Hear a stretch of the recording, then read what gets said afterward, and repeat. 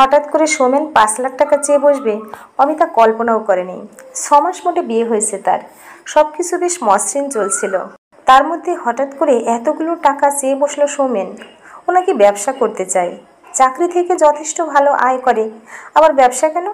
তাছাড়া টাকার অঙ্কটা, এই টাকাটা বাবার কাছে চাইলে হয়তো তেমন কিছু বলবে না, কিন্তু একটু হলেও বিরক্ত তো হবে বটে। এই তো বিয়ের সময় এত কিছু দিল। তাছাড়া ব্যবসা করাটা সৌমেনের শখ, কতটা সময় দিতে পারবে ভগবানই জানে। একটা শখ পূরণের জন্য অকারণে এতগুলো টাকা, তাও আবার বাবার কাছ থেকে চেয়ে অমিতা কেন যেন ঠিক মানতে পারছিল না। অমিতা নিজেও চাকরি করে, তার রোজগার মোটের উপর মন্দ নয়। সারাদিন ভাবনা চিন্তা করলো সে, যাতে সৌমেনের মন না খারাপ হয় আর তাকেও না বাবার কাছে চাইতে হয়।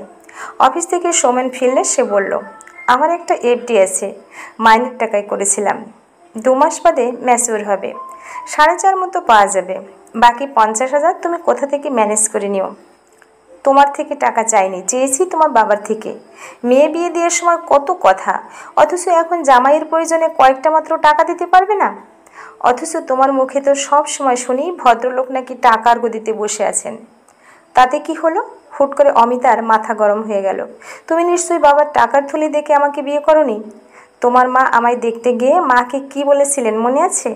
কি মিষ্টি গোলগাল মেয়ে আপনার দিদি, ছেলের আমার পছন্দ আছে বলতে হবে। একটা একটা নয়, 3 বছর ধরে আমরা প্রেম করেছি। তখন তো তুমি বারবার বলতে তোমার কোনো দাবি নেই। সময়ের সঙ্গে সঙ্গে প্রায়োরিটি বদলায়। এখন তো আর কেবল প্রেম নেই, মাথায় সংসারের দায়িত্ব চেপেছে। মাস গেলে ইএমআই দিতে হয় অনেকগুলো টাকা, নতুন ফ্ল্যাট, গাড়ি খরচ কম। তোমার বাবা তো কটা ফার্নিচার আর গয়না দিয়ে হাত ধুয়ে ফেললেন, একটা গাড়ি তো অন্তত দিতে পারতেন। মেয়ের কাজেই লাগতো, তাহলে প্রতি মাসে গাড়ির জন্য এতগুলো টাকা ইএমআই ভরতে হতো না। এখন তো মনে হচ্ছে আমাকে বিয়ে করার পেছনে তোমার অন্য কোনো কারণ ছিল। কোনোদিনই তুমি আমাকে ভালোবাসোনি, বাবার পয়সার দিকেই তোমার লক্ষ্য ছিল। তাছাড়া যে বাড়ি গাড়ি ইএমআই এর গল্প শোনাচ্ছ, প্রতি মাসে তার অর্ধেক কিন্তু আমিই দিই। তাছাড়া সংসার খরচের পুরোটাই প্রায় আমার থেকেই যায়, কারণ অর্ধেক সময় উইকেন্ড পার্টি, ফ্রেন্ডস কলিগদের সঙ্গে শর্ট ট্রিপের চক্করে তোমার হাতে টাকা থাকে না। এখন বুঝতে পারছি তোমার আসল উদ্দেশ্য ছিল আমাকে এক্সপ্লয়েট করা। এতক্ষণে ঠিক বুঝেছিস তুই। সৌমেন এগিয়ে এসে অমিতার গাল দুটো সজোরে চেপে ধরে। তোর মধ্যে এমন কি আছে যাতে আমার মধ্যে সুদর্শন ছেলে তোকে বিয়ে করবে? ওই তো সাদামাটা দেখতে, রংটাই তো ফর্সা। নিজের চেহারাখানা কখনো আয়নায় দেখিস? বিয়ের আগে তো মোটা ছিলিসই, 1 বছর ধরে গিলে গিলে হিপোপটেমাসের মতো দেখায় এখন। ভালো খাবার দেখলেই জিভ দিয়ে জল পড়ে তোর। ভুল করে কোনো পার্টিতে নিয়ে গেলে আমার পাশে তোকে দেখে লোকজন হাসে। ইয়া গোবদা গাবদা চেহারা, থলথলে ভুঁড়ি, মাসিমা লাগে তোকে। ছবি তোলা দায় হয়। কান খুলে শুনে রাখ, কালই টাকাটা চাই আমার। ধাক্কা দিয়ে অমিতাকে বিছানায় ফেলে ব্যালকনিতে চলে যায় সৌমেন। সিগারেটের গন্ধ ভেসে আসে বাতাসে। অমিতার শ্বাসকষ্ট শুরু হয়। কোনো রকমে ভারী শরীরটাকে বিছানা থেকে টেনে তুলে ব্যাগ থেকে ইনহেলার বের করে সে জোরে জোরে শ্বাস নিতে থাকে। পরের দিন অফিস ফেরত ও বাড়ি যায়। সে বাবাকে বলে 5 লাখ টাকা দামের একটা সুন্দর নেকলেস পছন্দ হয়েছে তার, বুকিং করেছে সে। ডিজাইনার স্টোরের মালিক বলেছেন যদি বেশি দেরি হয় তাহলে হয়তো ওই অ্যাথেনিক ডিজাইনের নেকলেস হাতছাড়া হয়ে যেতে পারে। তপনবাবু সামান্য অবাক হন মেয়ের ব্যবহারে, কিন্তু 5 লাখ টাকা তেমন একটা বড় অঙ্ক নয় তার কাছে। মেয়ের খুশিটাই আসল, তাই তাই হাসি মুখেই চেক লিখে দেন। 5 লাখ টাকা হাতে পেয়ে হাসি ফুটে ওঠে সৌমেনের চোখে। খুশি খুশি মুখে অমিতার দিকে তাকিয়ে বলে ওঠে, সেদিন ওইভাবে বলা উচিত হয়নি। আসলে ব্যবসার কাজটা এগোতে না পারায় আমায় হতাশাগ্রস্ত করে তুলেছিল। কতদিনের ইচ্ছা একটা স্টার্ট আপ খুলবো, খামোকে তুমি বাগড়া দিচ্ছিলে।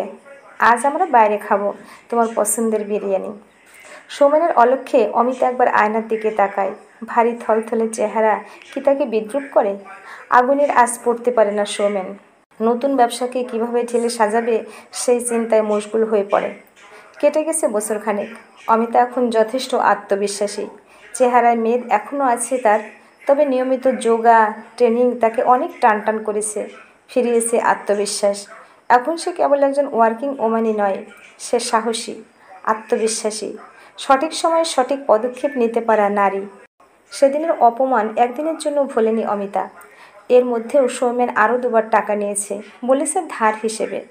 অমিতা আর বাবার কাছে যায়নি, সৌমেনকে কিছু না জানিয়ে নিজের অ্যাকাউন্ট থেকেই দিয়েছে।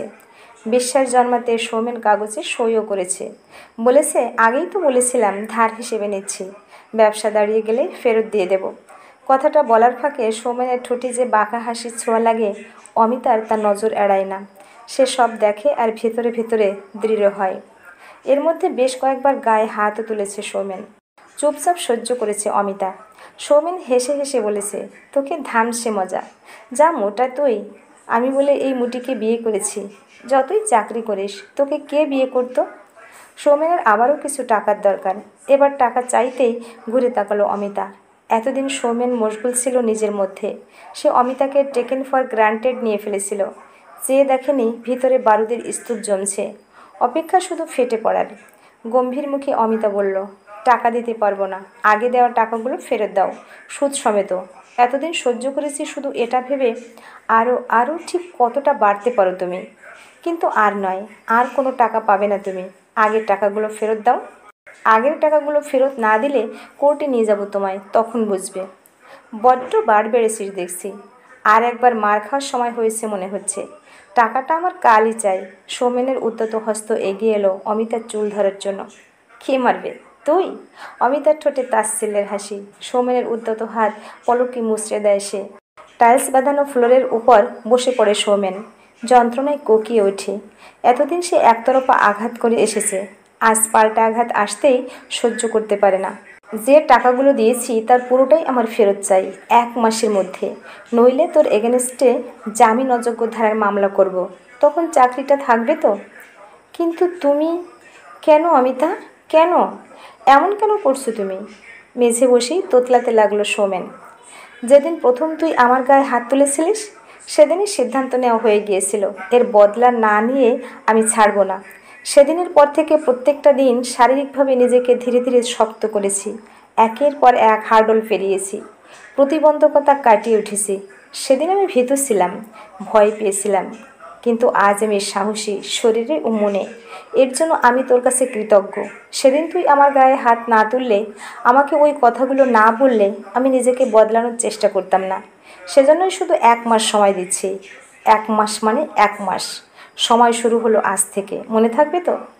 ট্রলি ঠেলে বেরিয়ে যাচ্ছে অমিতা। পেছন থেকে কাতর গলায় সৌমেন বলল, আর একটা সুযোগ কি দেওয়া যেত না? মানছি আমি ভুল করেছি, কিন্তু এই ভুল আর হবে না, আমি বুঝতে পারিনি। সুযোগই তো দিলাম, নইলে এক্ষুনি পুলিশের হাতে তুলে দিতাম। চৌকাঠ পেরিয়ে দরজাটা টেনে বন্ধ করে দেয় অমিতা। ক্যাবে চেপে পৌঁছায় নিজের ফ্ল্যাটে। চাকরি পাওয়ার পরে সঞ্চয় আর খানিক লোন নিয়ে নিজের একটা ছোট্ট আস্তানা কিনেছে সে। এবার থেকে সেখানেই থাকবে। সমাজের ভয়ে হয়তো বাবা মা আবার নতুন করে সব কিছু মানিয়ে নেওয়ার পরামর্শ দেবে। হয়তো সৌমেনের নাকি কান্না পুরনো অতীতের কথা তাদের ভুলিয়ে দেবে। কিন্তু যে আশ্রয় সে ত্যাগ করে এসেছে, স্বেচ্ছায় বা অনিচ্ছায়, সেখানে আর কখনো ফিরবে না। সৌমেনের দেওয়া আঘাত তাকে সার কথা বুঝিয়েছে। নিজের আশ্রয় আর নিজের রোজগার থাকলে সাহস আপনিই আসে। শুধু নিজেকে খানিক ঘষে মেজে লড়াইয়ের জন্য তৈরি করতে হয়। বছরখানেক লড়াই শেষে অমিতা আজ সব দিক থেকে স্বাবলম্বী, আত্মবিশ্বাসী। সামনের লড়াই কঠিন হলেও নতুন আত্মবিশ্বাসী অমিতাকে হারতে দেবে না কিছুতেই। প্রিয় ভিউয়ার্স, এতক্ষণ সাথে থেকে গল্পটা শোনার জন্য অশেষ ধন্যবাদ। গল্পটা ভালো লাগলে একটা লাইক, কমেন্ট ও শেয়ার করে দেবেন। আর পরবর্তীতে এরকম আরও নিত্য নতুন গল্প শোনার জন্য আমার চ্যানেলটা সাবস্ক্রাইব করে পাশে থাকুন। ধন্যবাদ।